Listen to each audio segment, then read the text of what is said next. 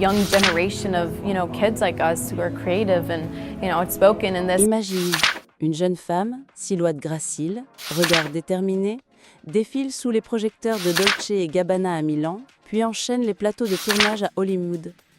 Le monde entier semble lui tendre les bras. Elle s'appelle Sonia Ben Ammar. Elle a grandi entre la Méditerranée et les tapis rouges, entre la tendresse d'une culture tunisienne et l'implacable exigence de la mode parisienne. Mais un jour, en pleine ascension, elle ose faire ce que si peu de mannequins osent, parler. Pas pour vanter une marque ou annoncer un film, non. Elle prend position. You have more fun because it's friendship as well. Publiquement, pour la Palestine. Et en un éclair, les contrats tombent, les campagnes s'effacent, les réseaux se déchaînent. Comment passe-t-on de la couverture de Vogue à la menace de l'effacement ? Pourquoi une simple prise de parole peut-elle coûter si cher à une carrière tissée de silence et d'images contrôlées ? Derrière les paillettes et les flashs, Sonia Ben Ammar nous rappelle que le courage n'a pas toujours bonne presse dans le monde de la mode, et que certaines voix, même douces, dérangent plus qu'un scandale. Voici l'histoire d'une fille qu'on voulait voir belle, mais pas libre. Sonia Ben Ammar n'a jamais été une enfant comme les autres. Née à Paris en 1999, elle grandit dans un entre-deux permanent. D'un côté, le raffinement occidental, les écoles privées, les week-ends à Saint-Germain, les salons où l'on parle théâtre, cinéma, littérature. De l'autre, le souffle chaud de Tunis, où chaque été elle retrouvait la voix grave et tendre de son grand-père, l'ancien Premier ministre Habib Ben Ammar, homme de pouvoir et de principe. Son père, Tarak Ben Ammar, producteur de renom, proche de figures comme Michael Jackson ou Roman Polanski, lui offre très tôt une fenêtre sur les coulisses d'un monde inaccessible pour la plupart. Sa mère, Beata Samczuk, chanteuse d'opéra polonaise, lui transmet l'amour de la scène, mais aussi l'exigence du travail bien fait, du souffle maîtrisé, de la discipline silencieuse. Mais dans cet écrin multiculturel et apparemment doré, Sonia se sent souvent écartelée. Trop orientale pour certains cercles parisiens, trop occidentale pour la Tunisie, trop privilégiée pour parler des injustices, trop métissée pour être assignée à une case. Dès l'enfance, elle ressent ce tiraillement identitaire, cette impression d'être regardée sans être vraiment vue. À l'école, And you get to be more yourself and go around and be crazy. on admire sa beauté, mais on l'interroge toujours sur ses origines. Tu viens d'où vraiment ? Comme si son prénom arabe dérangeait les bulletins français. Dans sa chambre, elle écrit, beaucoup. Des poèmes, des chansons, des monologues. Elle chante aussi. La voix de sa mère résonne en elle, mais elle y ajoute quelque chose de plus brut, de plus électrique. C'est peut-être là, dans le secret de ses mots et de ses notes, qu'elle commence à construire son propre langage, son propre territoire. La notoriété de son père lui ouvre certaines portes, bien sûr. Mais à la maison, il y a des règles strictes. Pas de privilèges sans mérite. Sonia doit exceller. Parler 3 langues, jouer du piano, suivre ses cours avec rigueur. Il ne suffit pas d'être jolie, il faut aussi être forte, cultivée, résistante. À 10 ans, elle monte pour la première fois sur scène dans une pièce de théâtre. À 12 ans, elle rêve déjà d'un monde où elle serait libre d'être toutes ses facettes à la fois, l'arabe et l'européenne, la douce et la révoltée, l'actrice et la chanteuse, la mannequin, mais aussi l'activiste. Ce désir de totalité ne la quittera plus. Il deviendra même son moteur. Mais dans le monde de la mode et du cinéma, les jeunes filles comme elle doivent choisir un masque et s'y tenir. Sonia, elle, refuse. Elle n'a encore dit un mot au monde que déjà, elle dérange.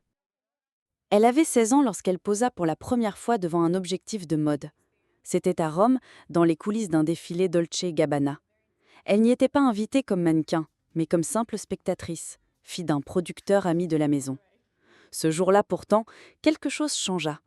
Un styliste la remarque, un regard appuyé, presque incrédule. Puis vient un appel, quelques jours plus tard. On lui propose de passer un casting, pour la toute première fois. Sonia hésite. La mode ?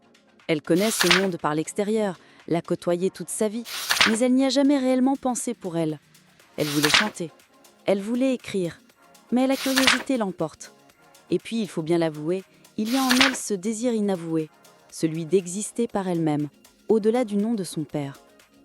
Lors du casting, elle entre dans la pièce vêtue d'un jean brut et d'un débardeur blanc. Pas de maquillage, pas de talons. Juste ses cheveux bruns lâchés, ses grands yeux expressifs et cette allure nonchalante qui lui est propre. On lui demande de marcher. Elle marche, sans prétention, presque timidement.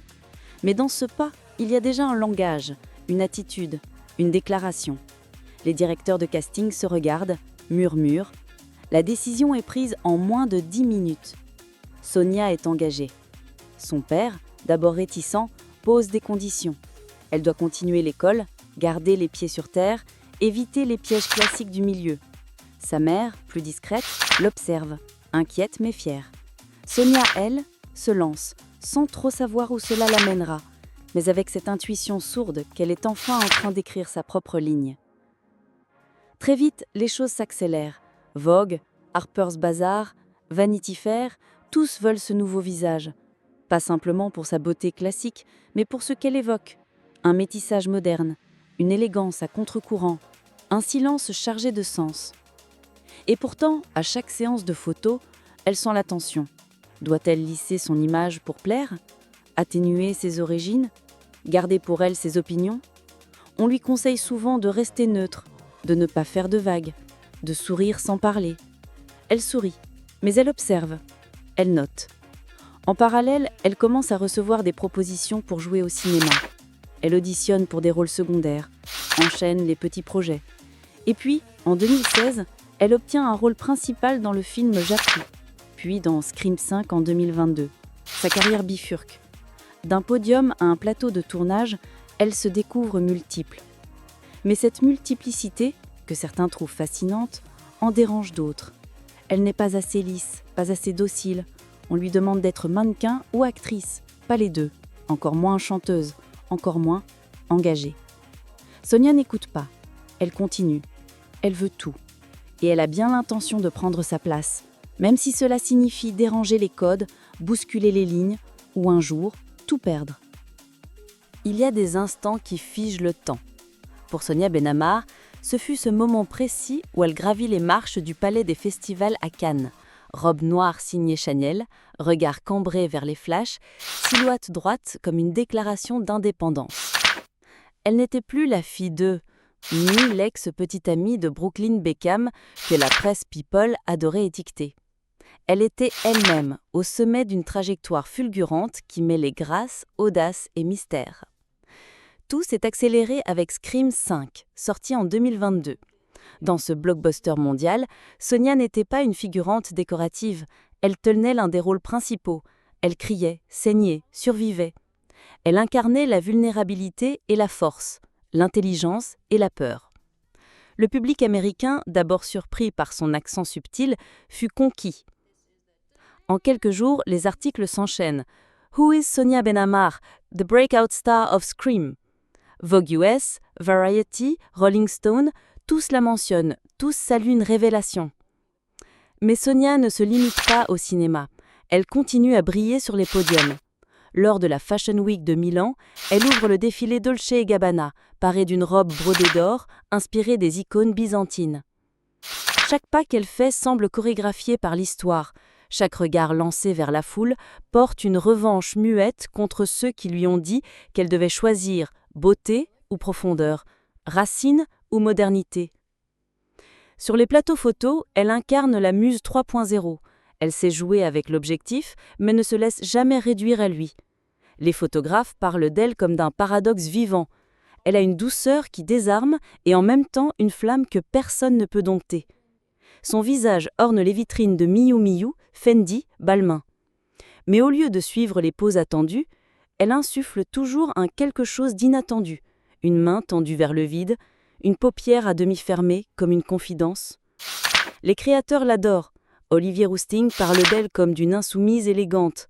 Domenico Dolce dit « Elle a le regard des femmes qui savent d'où elles viennent ». Et pourtant, Sonia ne se laisse jamais enfermer par les compliments. Elle garde sa ligne, refuse certains contrats qui l'obligeraient à incarner une image figée. Elle veut rester mouvante, insaisissable. Sur Instagram, où elle cumule des centaines de milliers de followers, elle partage aussi bien des photos de tapis rouges que des extraits de ses compositions musicales ou des lectures engagées.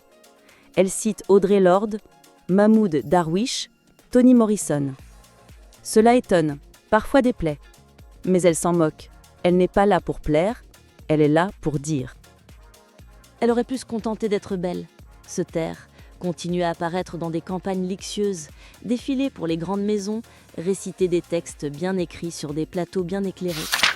Sonia Benhamar avait tout pour jouer le jeu, mais elle a choisi de briser les règles.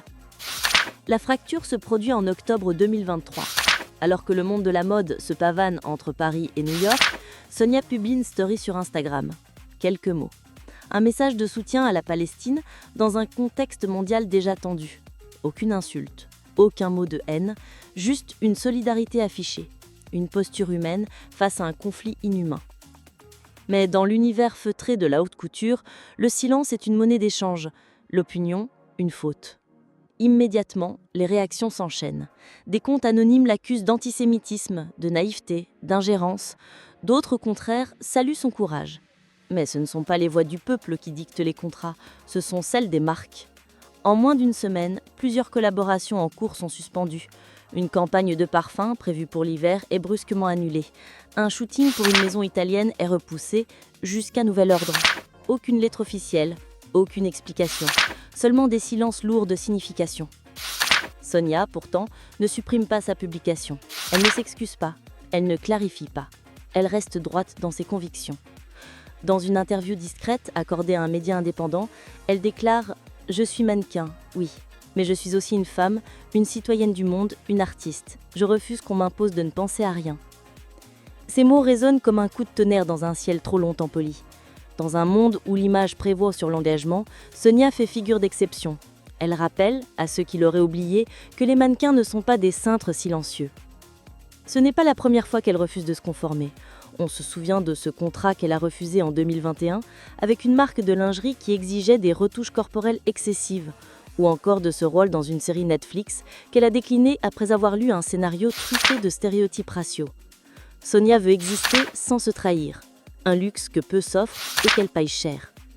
Sur les plateaux, certains producteurs la trouvent trop tranchante. Dans les agences, on la décrit parfois comme difficile à gérer. Mais ceux qui la connaissent vraiment savent, Sonia n'est pas difficile, elle est intègre. Sa communauté la soutient. De jeunes femmes maghrébines, européennes, noires, juives lui envoient des messages de gratitude. Merci d'oser, merci de ne pas être une coquille vide. Elle répond, souvent, avec pudeur. Sans faire de bruit, elle devient pour beaucoup une figure d'identification, celle d'une jeunesse qui refuse le consensus, qui préfère la lumière crue à l'ombre confortable. Bien sûr, ce choix a un prix. Moins de campagnes, moins de contrats, mais plus de respect, plus de vérité. Sonia n'est pas là pour durer 20 ans à l'identique, elle est là pour laisser une trace qui, même brève, aura du sens. Puis le silence. Un silence lourd, dense. Pas celui de vacances, ni celui d'un repos mérité. Mais un vide qui s'installe lentement, insidieusement, après la tempête. À partir de début 2024, Sonia Benhamar disparaît peu à peu des couvertures, des campagnes, des podiums.